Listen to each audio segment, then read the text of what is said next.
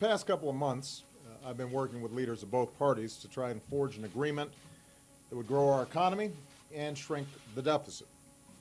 A balanced plan that would cut spending in a responsible way, but also ask the wealthiest Americans to pay a little more. And above all, protect our middle class and everybody who's striving to get into the middle class. I still want to get this done. It's the right thing to do for our families, for our businesses, and for our entire economy. But the hour for immediate action is here.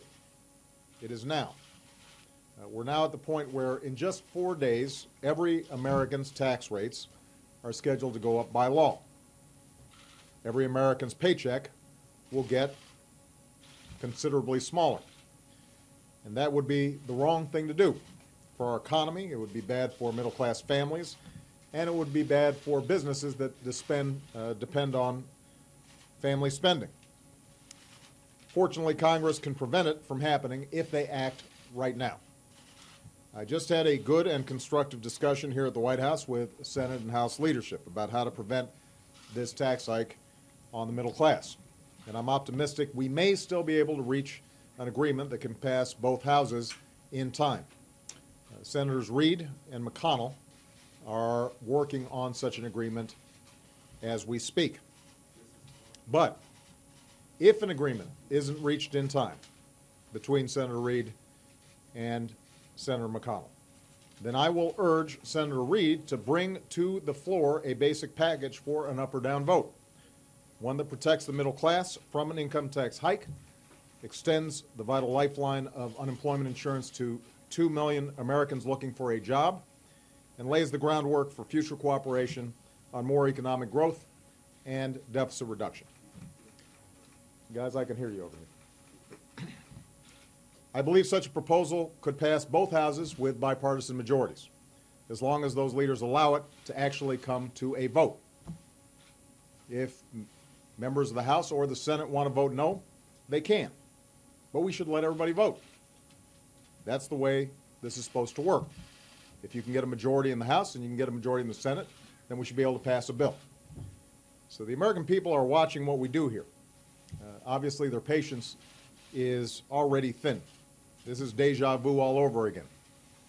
America wonders why it is that in this town, for some reason, you can't get stuff done in an organized timetable.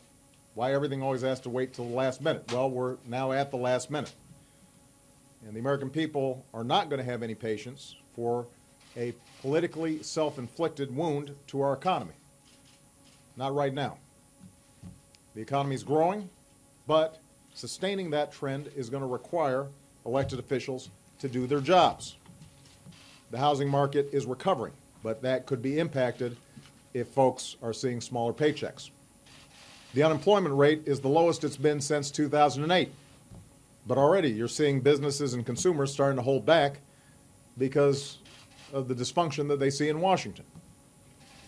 Economists, business leaders, all think that we're poised to grow in 2013, as long as politics in Washington don't get in the way of America's progress. So we've got to get this done. I just want to repeat, we had a constructive meeting today. Senators Reid and McConnell are discussing a potential agreement where we could get a bipartisan bill out of the Senate, over to the House, and done in a timely fashion so that we met the December 31st deadline. But given how things have been working in this town, we always have to wait and see until it actually happens. The one thing that the American people should not have to wait and see is some sort of action. So if we don't see an agreement between the two leaders in the Senate, I expect a bill to go on the floor, and I've asked Senator Reid to do this, put a bill on the floor that makes sure that taxes on middle-class families don't go up, that unemployment insurance is still available for 2 million people, and that lays the groundwork then for additional deficit reduction and economic growth steps that we can take in the new year. But let's not miss this deadline. That's the bare minimum that we should be able to get done. And it shouldn't be that hard, since Democrats and Republicans both say they don't want to see taxes go up on middle-class families. And I just have to repeat, You know, outside of Washington, nobody understands how it is that this seems to be a repeat pattern over and over again. Ordinary folks, they do their jobs. They meet deadlines. They sit down and they discuss things, and then things happen. If there are disagreements, they sort through the disagreements. The notion that our elected leadership can't do the same thing is mind-boggling to them. It needs to stop. So I'm modestly optimistic that an agreement can be achieved. Nobody's going to get 100% of what they want, but let's make sure that middle-class families and the American economy, and in fact the world economy, aren't adversely impacted because people can't do their jobs.